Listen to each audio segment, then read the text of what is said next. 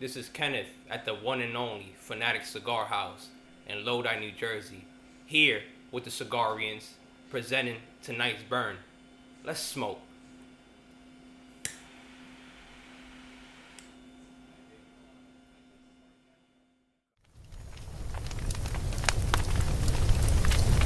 Hey, what's happening? This is Dr. Mac McDonald bringing you tonight's burn. A very special occasion today.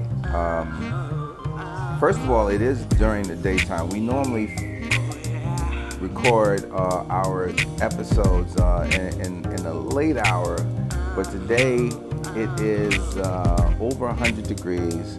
I'm here in my cabana shirt and blousy pants and little straw hat here, man. Wishing I was on the beach. But a couple of weeks ago, I was introduced to a cigar that was. It brought me back to how I'm dressed today. It brought me back to being on the beach in the Dominican Republic with the sun shining. And for those of you who do go to the Caribbean, there's certain things that you always like to do. When you go to certain places, there's certain things you do. All right. When I go to the Dominican Republic, I always swim. I'm in the water. I'm on the beach. I walk around. Of course, I get suntan. But I have food on the beach. And, sometimes when I have food, I sit down and I smoke a nice cigar. Right? And when I had this cigar a couple of weeks back, I had to stop and say, wait a minute, what kind of cigar is this? Right? Now, the brother who's sitting to my right, your left, I've seen several times. Right? We were never formally introduced. We've been back and forth in the shop, and I'm sure he's seen me back and forth in our favorite location in Lodi, New Jersey. My usual conversation or statements that I make is that if you're under 18, this ain't for you. All right, for all intents and purposes, this is adult conversations, but we have great informational conversations. We talk about the culture of cigars, the people that are in it, and the industry. And if you look at these shows, you'll have an opportunity to have information, you'll gain some knowledge, and you may want to go out and sample some of the products that are floating around and is very plentiful now. But if you see us, we'll give you some guidance on what you should try, all right? So getting back to having an opportunity to see this gentleman, I didn't know that he was the CEO of the cigar company that I was smoking. I was like, oh my goodness. So I come in here today and I see the brother and I'm honored. I'm actually honored to have you here. Thank you. Wanna introduce Cesar, and he is the CEO of El Camino, a cigar brand that will be legendary. All right, mark my words. I don't consider myself an aficionado, but I like to smoke a great stick, right? And this by far is one of the greatest sticks that I've had. All right, so welcome. Thank you. Thank you for having me. And it's a pleasure to spend a couple of minutes here with you and smoke one of our newest creations. Hoping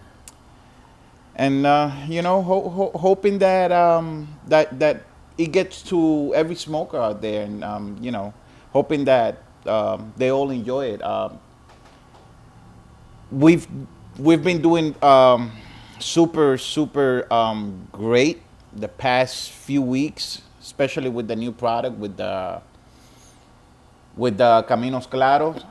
This is something that we added to our core line, and I'm even surprised of how people are reacting to the new addition to the line. One, because I have never done anything with a lighter wrapper, but while I was down in the factory in the Dominican Republic, I was like, you know what? I gotta let one of my favorite sizes go from the core line, because in reality here in the United States, people don't care that much for that size of a cigar. And What size is that? It's a long stale. Okay. And people really here they really don't care that much about it. It's a great smoke. How long is the cigar? The cigar is 7 inches. 7 inches. Okay. So it's almost like a Churchill. But Okay. People are just afraid of smoking that cigar. You go to any shop, and if you see a few boxes, they don't even move that much. It's not that the cigars are bad. It's just that I think that people is just afraid on smoking something that big. But let me just kind of stop you there. I mean, I would want to be one of those people that will give you some insights on what I feel is attractive to me as a smoker. I like the size. everybody likes that size. All right, and the reason why I like this size is because I can finish it, right? I can finish it, and if I decide to go back to another one, then I can do that too. So that means I can break up the cigar. One of the most, it really turns me off when I stop smoking and put a stick down and have to come back to it, right? So when, I know some of my friends will smoke,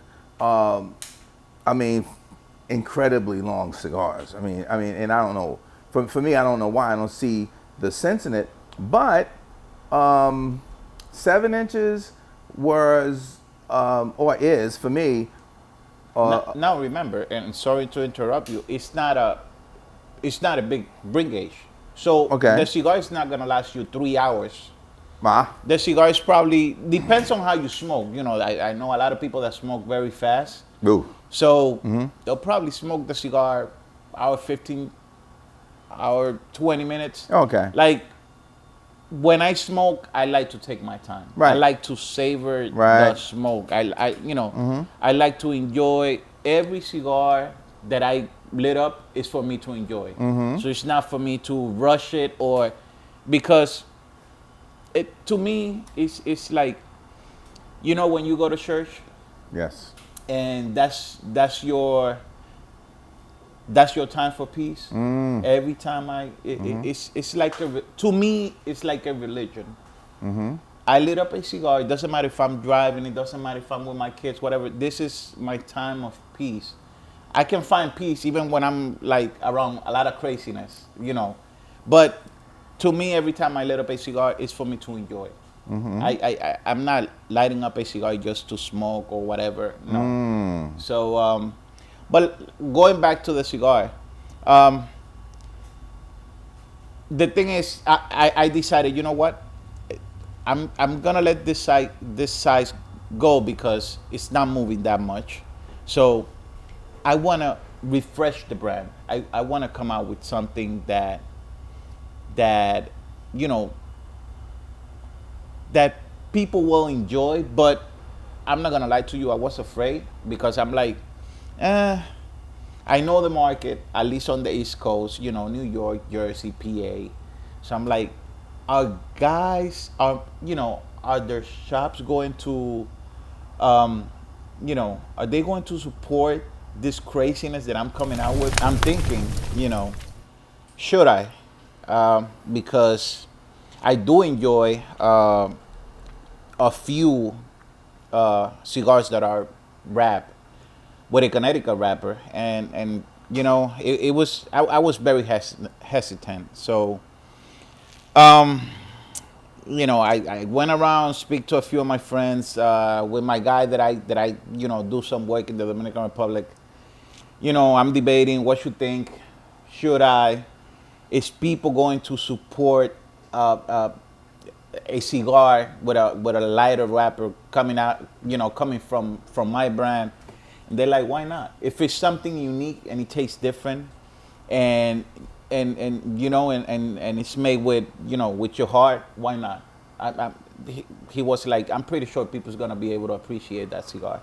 So I wanted to make something not your traditional Connecticut, you know, a lot of times mild, not that much flavor, sometimes grassy.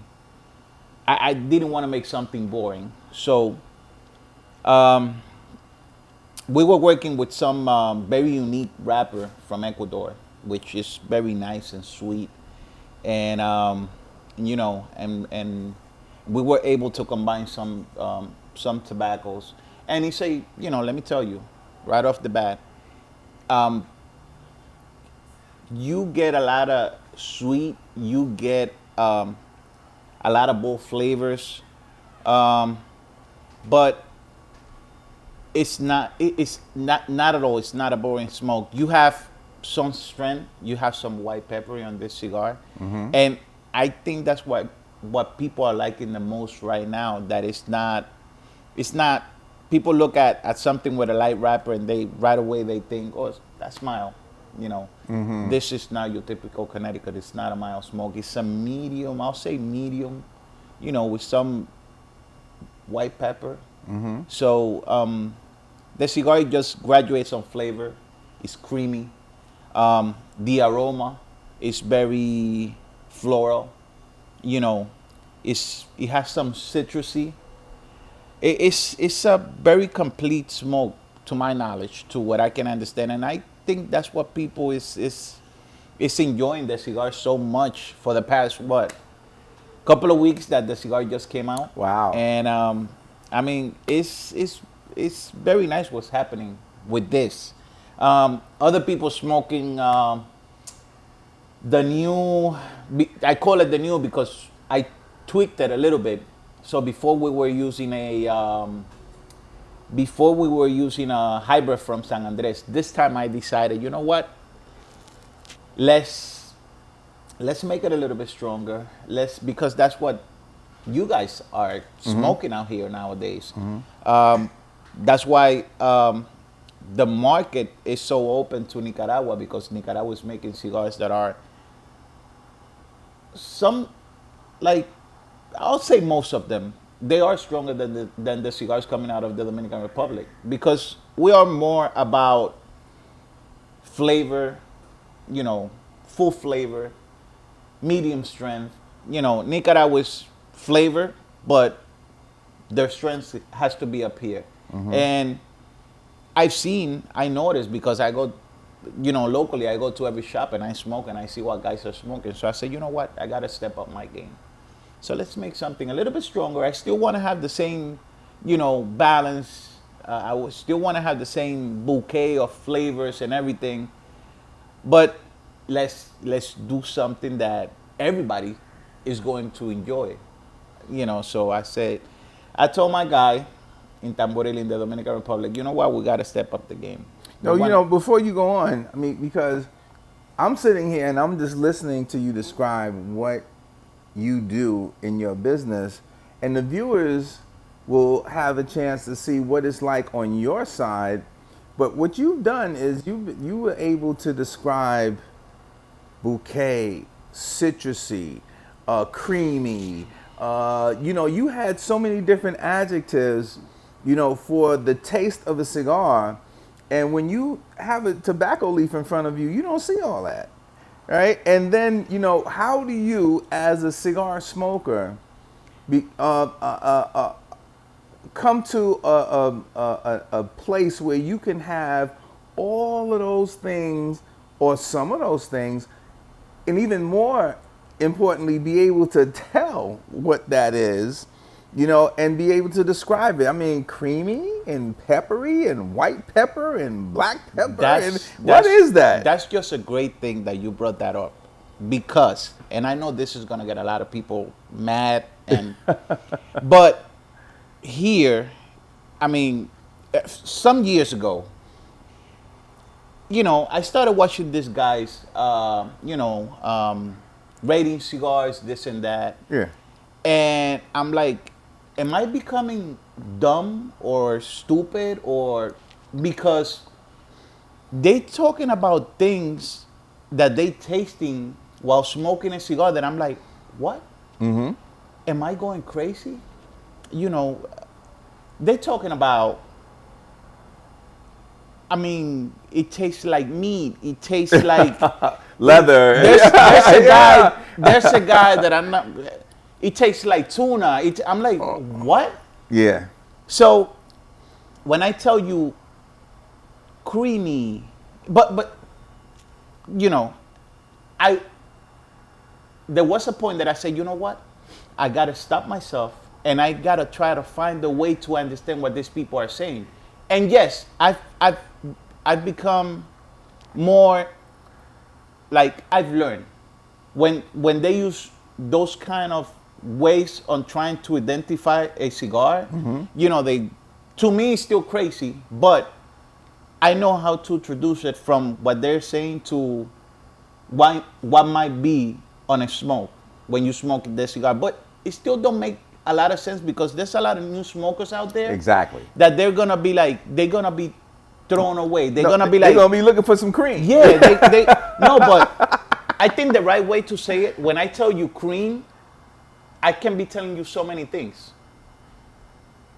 Like for example, when I tell you, okay, the cigar is creamy, a lot of people here, like this guy that rates cigars, whatever, when they tell you, oh, it's tastes like milk, tastes like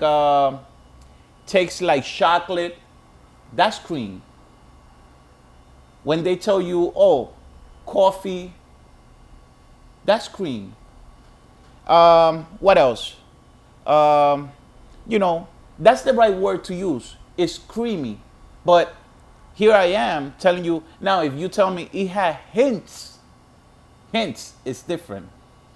It's woody. Now I become to understand when they say it's woody. Yes, I understand. It's tobacco.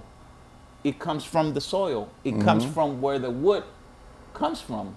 So it's grown on soil. So you have to, a lot of times you have to stop and understand where these people's coming from. And I've become to understand. But for the beginner smoker out there, for the people that are starting to smoke, that might complicate them a little bit trying to understand, you know? So I keep it simple. Oh, how's the cigar? Can you talk to me about the cigar? I keep it simple. If I think it's creamy, I'm gonna tell you it's creamy. What can I be meaning by creamy? Meaning it has hints of chocolate, coffee. You know, coffee, what do you mean? Yeah, it's creamy. Like right now I'm drinking coffee with milk. That's creamy. You know, do you feel that, do you taste that on the cigar? Yes. So that's what I mean by creamy.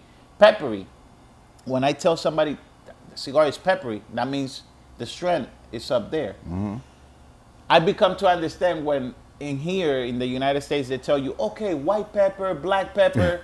Black pepper is when a cigar the flavors are all the way up there. The strength is black pepper, so it's gonna be a full body. When somebody tells me white pepper, okay, it's strong, but it's more, you know, it's more down here. You can taste it better on your palate. Exactly. Right. So it's a little bit confusing when people talks to you about flavor, strength. You know, I try to keep it as simple as I can. How long you been in the business? In the business, I've been already 6 years with the brand. I've been dealing with tobacco, cigars for, I want to say for like 12, 13 years. I've been smoking since I was 16. It runs in the family. My great-grandmother used to grow her own tobacco in La Vega, in the Dominican Republic. She died when she was 119 years old. Oh, wow. And she died with one of her own little tobaccos that she used to make. She will wake up every morning. She will roll the we call it perritos in the Dominican Republic. So she will roll all the little cigars that she will smoke the whole day. And yes, like it you know, it comes from the family. I will, you know, I moved here at a young age, but my mother, she will send us to the Dominican Republic for vacation. So my grandfather used to work at the airport. He was the guy in charge of all the cargo coming into the Dominican Republic. So he had this big office in a hangar. So he would take me with him to work. He will bring me to work with him. So I just remember him unloading when they were unloading all these planes. He will always get this package, right, coming out of Cuba, whatever. And every time he would walk up into his office, he had like all these boxes of cigars. Mm-hmm. And I'm talking about, I'm like 7, 8, Wow. 9 years old. Mm-hmm. So I'm getting this smell. So I'm like, okay, I like this. Mm-hmm. My grandfather's doing it, so So I had it in me like from a young age. I always liked that smell of tobacco. I mean, I grew up around it, and it's something that I've enjoyed, I could say, my whole life. I enjoy this. I enjoy every moment that I go to the Dominican Republic. Every time that I sit on a table over there and I start working with new tobacco, Mm-hmm. and the people you get to meet, the good, the bad. That in life there's always that. Yeah. But you learn from those things, and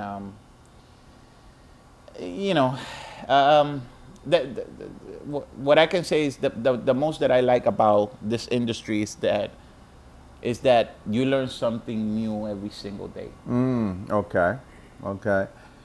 The industry is for me it is definitely attractive in so many ways because first of all I like to go to the places where it starts, right? And I have the conversations with the people that are seeing it from the very beginning and walking it through various stages to the end of production.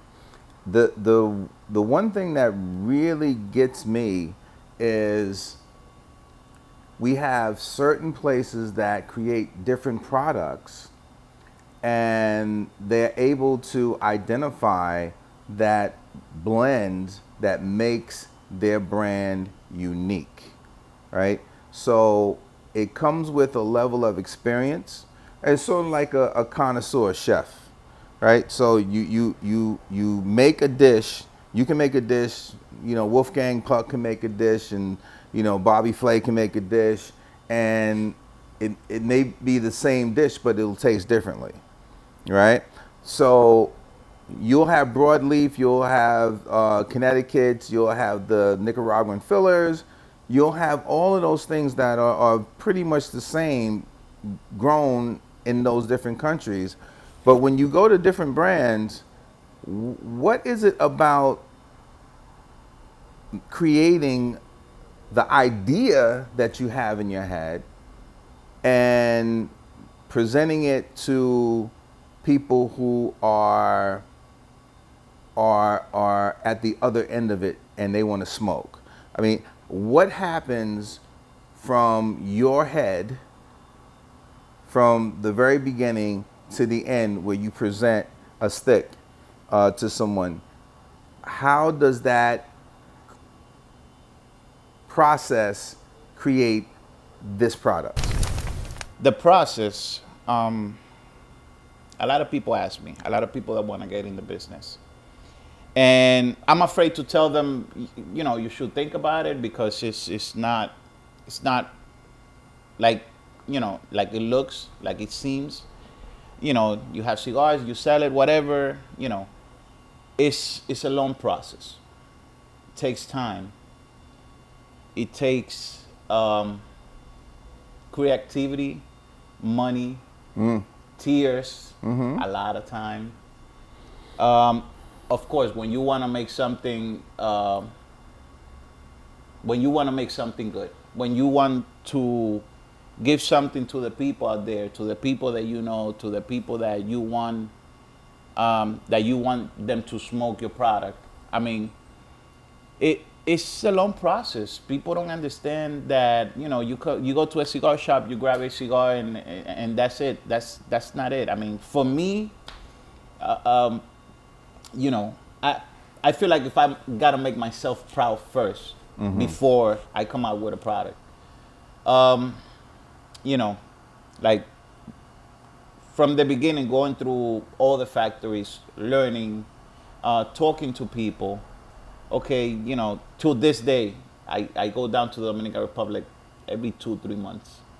And from the minute I get up till like 7-8 at night, I'm in the factory. I'm not partying around this and that. I go visit friends, you know, huge factories, people that are well known all over the world. Where's your factory? Our factory is in Tamboril. Okay. Well, I'm doing some work in 2 factories. So I work in Tamboril, cigar capital of the world. And that I say very proudly because... Is that where you're from? I'm from the Dominican Republic, but I was born in Santo Domingo. But my family, Tamboril is not too far. Well, a couple hour drive. Yeah. But my family is from La Vega. That's close. I've been there too. That's what we call, it's still a campo. Yeah. So that's not too far from Tamboril. That's probably 15-20 minute drive. So wow. You know, I mean, it takes time. Like I told you before. I mean, you mentioned before that what's the difference between a lot of companies? You know, probably they using the same tobaccos. Yeah. Same blends. Yeah. You know, I mean, like I've never been afraid. Like if you ask me right now, what are the components on your cigar? What tobaccos are you using in your blend? I will never be afraid to tell you. I will never be afraid to tell anybody. Why? Because with the people that I work with, we do it right. We just do it right. And that makes me proud that I know that my product is always gonna be on, you know, it's gonna be totally different than others because of the way we work, the way we do things. Like, hopefully there's gonna be a time that you'll be able to come with us to the factory. So, love to. So you can look at the process. Love like, to. You know, tobacco selection. Just because you have a bale of, let's say, for example, Criollo 98 doesn't mean that you're just going to put that Criollo 98 on the roller table so he can make the bonches and then take it from there. Where's the Criollo coming from? From the top, bottom, or middle of the plant? The Criollo, it all depends where you're growing it, and it all depends also, like if you, in Nicaragua, it's more down, like from half going down, like right on the fourth part. Like in the Dominican Republic, Criollo, you get it from the bottom. And maybe because of the soil, but like I was telling you, the Criollo, like a lot of factories, yeah, we have a bale of Criollo. We're gonna use Criollo on this blend that we're making. They just take the tobacco from the bale and put it on the table for the tabaqueros. And you gotta understand something. In that bale of tobacco that you're giving these people to work with, you have 4, 5, 6 different tobaccos that you gotta hand select. And you gotta see it. That's why we get so much consistency on our cigars, because we have a group of 4 or 5 people in our factory that, okay, we're gonna work with this Criollo, and you see them separating the whole bale of Criollo. Okay, we have grueso, fino, viso fino, viso grueso.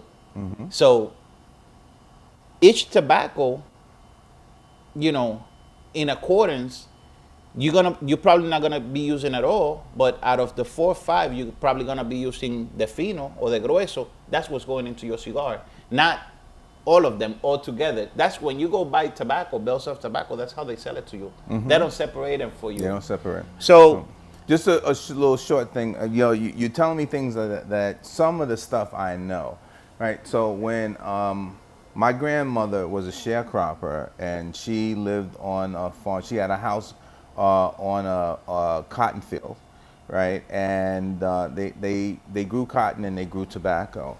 So during the summertime, when I was about 9 years old, I used to go down to North Carolina, and we used to grade tobacco, right? So we would take the tobacco, they have them on the hooks, we take them down, and we would grade the tobacco. So we would take the tobacco, we'd have the dark brown tobacco, move it, we'd have the not so dark brown tobacco, put it there, we would have the green tobacco, put it over there, and we would separate them. You grading the and tobacco? grade the tobacco, wrap it back up, and then we was right with some the tobacco. people will hang them again. Yeah, no, we would hang them again. We would definitely hang them again because the age together would give it a different taste, right? So I'm 9 years old. I don't know what the hell's going on, but I just knew what to do. So you reminded me, based on what you're saying about what you do now, it just took me back, man. It just took me back to the culture of being, first of all, with people that I love, right? You have tabaqueros who are there, they know the deal, they know the culture, and their family, because they know what they're doing. They've been doing this, And they- like in Tamboril, right. like if you go to Tamboril, I'll say 90% of the population, they've been working tobacco from a very young age. That's what they do over there. Mm-hmm. That's why it's called tobacco capital of the world, because I mean it's become huge now. Now Tamboril, you have so many people, but the way people survive over there, make money, 90% of the people, I will say, is because of tobacco. Now you have so many big companies over there, you know, that employ all these Dominican people. I mean, you have Swisher, you have, I mean. I want to tell you something about that economy, because I'm going to get into a little politics for a second. Coming together, understanding the business, especially international economics, there are companies that come to a place like Tamboril, a place like Dominican Republic, and they're not born in the Dominican Republic. What they'll do is they'll come and they'll hire people, and they'll pay you based on your economy, but they're making money in their economy, which means that they're making much more money than they're paying you, right? So how has the collaboration or the groups of people, knowing that they are the source of a multi-billion-dollar industry, have they decided to even consider the strength that they have in numbers to say, listen, it's time for y'all to buck up, start paying us some more money? I completely understand what you're saying, and I'm one of those that, because I live here and I travel over there and I see, not that they're treating these people bad in any way, but I've been one of those that, because I've become family with these people working in our factories. It's not only that I'm dealing with these people for 6-7 years, because remember, I was in the factory already a couple of years before my brand coming out, because we did a lot of research, especially me. I was going around, you know, looking where I wanted to make my cigars. So I have a relationship with these people now. So when I start asking them, like, you know, okay, how much you guys make, this and that, and they like, and I hear that, you know, they give me the numbers, I'm like, wow. So there's nothing I can do. In reality, there's nothing I can do, because I don't own the factory. Okay. But every time I can help a little bit, I do. I'm not even gonna start mentioning to you like whatever I've done, All right, so no problem. because that, I mean, That's your personal. that don't make any sense. But you know, like I think I think everybody in the Dominican Republic, not only in the Dominican Republic, but in Nicaragua, everybody that works making cigars, touching tobacco, growing tobacco, I think they should be getting paid way more money. Okay. All right. So that actually goes to the quality. All right. They believe in quality. When you have a product that starts from the very beginning, and you have these people that are committed, they're loyal, they're professionals in their own right, and they have that consistency where they can create and continue to create a product that people will enjoy. It actually speaks to the industry and the culture. There's people like you that continue the tradition of tobacco, cigars, and as you said earlier, the spirituality of smoking. Like when you go to church, you want that peace. You take out a time or moment for yourself. We've come to a certain age in our lives where it's not the grind anymore. It's time for us to actually sit back and just say, okay, listen, we're making a choice to do something for ourselves. Whatever that may be, I think we deserve to have it. But while we are doing this, we have all these different opportunities to sample what people consider to be their best. I'm one of the people that I've actually put down, I'm not going to say the brand, but I'm going to say that this cigar was touted as one of the best cigars ever, right? And I actually came in here one night and I lit the stick up, and before halfway through I put it down. And somebody said, yo, Mac, what's the matter? I said, I'm not smoking no more of that. Right? And people were looking at me and saying, oh man, no, why are you gonna do that? Well, because I can. First of all, I'm making a choice not to go and indulge any further.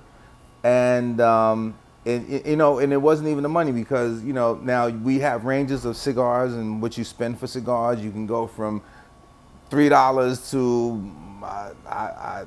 $300-$400 a stick. This is good. Not for nothing, but you don't have to cut, but this is good. So, you know what? And for the viewers, we have the CEO of Camino Brands, and he's telling a story that you may hear often, but with me sitting here and looking into his eyes, he really means what he says. I think that this brand will be one of the brands that will potentially be traditional because of the work that he puts in, the steps that he's taken to make sure that it's consistent. And the one thing that he did say is that he needs to step up his game. If you settle on whatever it is that you do and you become comfortable with what you did yesterday, then guess what? You become lazy. I'm really glad that you just said the words that you said, because there was some time. That's what I get paid for. Yeah. That's beautiful. There was some time ago that, I was just happy that, okay, I was able to get in the game. I'm making cigars, not a big amount because I'm small, I'm boutique. But for the past 2 years and a half, I've been thinking, and I'm like, you know what? I gotta step up my game. I gotta do things, even though I'm small. That doesn't mean I gotta do things the small way. Mm-hmm. I can't come all out. Mm-hmm. I for example, pretty sure you've seen this. Yeah, tell us about your brands. So this came out. This was very limited. This is called Mis Amores. So I designed the box and everything with a couple of good friends of mine. A lady I love a lot. She's in Orlando, Florida. So she helped me big time with the inside and everything. But the idea of something triangle tells the story. You know, triangle has 3 sides. It's all about my kids. So this was made specially for my 3 kids. Wow. So you got everything is on 3. You got 3 different blends, 3 different sizes, and I said, you know what? I got to step up my game. I got to come out with something nice that people. Presentation is key in this business. Presentation is key. I've been to cigar shops that, you know what? I might not like the brand that much for me to smoke. I'm not saying that it's a bad brand, but there are cigars that are not for me. I mean, the cigar can be great, but sometimes I don't feel like smoking that. So, but I have walked into shops and I see a nice box and I see a nice ring to the cigar. I say, you know what? Whoever did that cigar took their time, and has love and passion for the industry. And let me tell you something. I'll grab the cigar just for that because of that presentation. So, so I decided, let me make something, and especially because it's, it's for my kids. What is the things that you love the most in your life? Your children. family, That's right. your kids. So I say, you know what? So I put in the box 3 cigars of each blend. It has a Humi pack also inside. So this is what I made. So in each of the sides, it tells you it has my kid's favorite color. And I call each cigar by my kid's nickname. So Cranky AJ is the oldest one. So his favorite color is blue. So Baby T is Tyler. That's my middle kid. So you have the story here. The blend, you have the blend. See, I always like writing. I always like telling the people the blend of the smoke. I'm never afraid of that because there's only one company that can make it. And it's only going to taste that good from us because people might be able to use the same tobaccos and try to do the same cigar. But it's the people we have behind the scene making our cigars. They are very unique. They are very professional. So, and these are the princesas right here. That's for my daughter. You have her story there, the blend of the cigar. Like I said, 3 different sizes. We have a Robusto, we have a Corona, and we have a Petit Corona. So when I decided to make these cigars, I said, you know what? I hope people like them. I hope people's just gonna see the work that I have put in, and I thought it was gonna take a long time for them to like sell, and you know what? It was a big hit.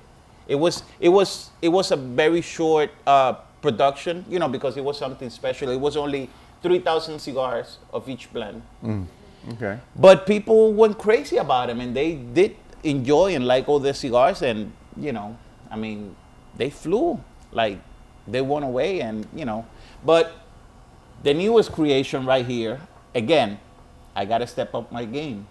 So the boxing, I say I gotta do it professionally. Like all these big companies, when you go to a shop, see, I decided I gotta make life easier for the cigar shops. It's so good when you go to pay for your cigar, and the people at the register, the person at the register, just gotta go And scan. So I decided, you know what? You put a barcode on it. If one of my favorite brands are doing it, if this other brand is doing it, okay, I don't have the numbers they have, but you know what? I got to do it the right way. So I said, you know what? Let's do something very professional.